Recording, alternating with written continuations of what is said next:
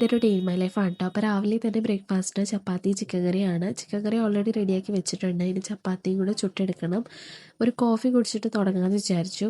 അച്ഛനാണെങ്കിൽ എപ്പോൾ കടയിൽ പോയാലും ഇതുപോലെ ചെറിയ പാക്കറ്റ് വാങ്ങിച്ചിട്ട് വരും കേട്ടോ, ബ്രൂവിൻ്റെ. അതുകൊണ്ട് എപ്പോഴും ഇവിടെ കോഫിയാണ് ഉണ്ടാക്കാറുള്ളത്. അങ്ങനെ കോഫിയൊക്കെ കുടിച്ചിട്ട് ഞാൻ ചപ്പാത്തികൾ ഓരോന്ന് ചുട്ടെടുക്കുകയാണ്. ഞാനെപ്പോൾ ചപ്പാത്തി ചുട്ടിട്ടുണ്ടെങ്കിലും അതിൻ്റെ മുകളിൽ കുറച്ച് നെയ്യ് തടവാറുണ്ട് കേട്ടോ.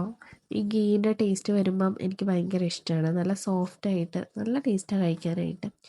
അങ്ങനെ എല്ലാം ചുട്ടെടുക്കുകയാണ്.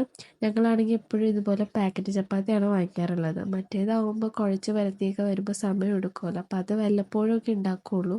എപ്പോഴും ഇതുപോലെ പാക്കറ്റ് ചപ്പാത്തി വാങ്ങിച്ചിട്ടാണ് ചുട്ടെടുക്കുന്നത്. അങ്ങനെ ബ്രേക്ക്ഫാസ്റ്റൊക്കെ ഞാൻ കഴിക്കുകയാണ് കേട്ടോ. നല്ല ടേസ്റ്റ് ഉണ്ടായിരുന്നു ഈ ഒരു ചപ്പാത്തിയും ചിക്കൻ കറിയൊക്കെ കൂട്ടി കഴിക്കാനായിട്ട്. അതൊക്കെ കഴിഞ്ഞിട്ട് നേരെ അലക്കാൻ വേണ്ടി പോയി. കുറേ തുണി അലക്കാനുണ്ട്. ഈ ഒരു പൂച്ച നമ്മുടെ വീടിൻ്റെ അടുത്തുള്ളതുകൊണ്ട് ഇത് എപ്പോഴും ഇങ്ങനെ ക്രൗഡായിട്ടായിരിക്കും എൻ്റെ ഫേസ് ഇരിക്കുന്നത്. പകുതി എത്തിയപ്പോഴാണ് മഴക്കാറ് നല്ലോണം വെച്ചിട്ടുണ്ട്. എന്നാലും ഞാൻ തുണി അലക്കി വിരിച്ചു കേട്ടോ.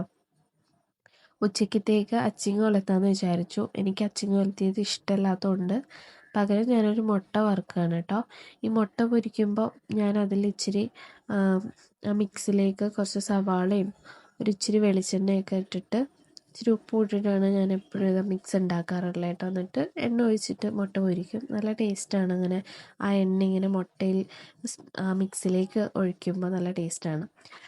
അങ്ങനെ വൈകുന്നേരമൊക്കെ ആയപ്പോൾ നല്ല മഴ പെയ്യാൻ തുടങ്ങി.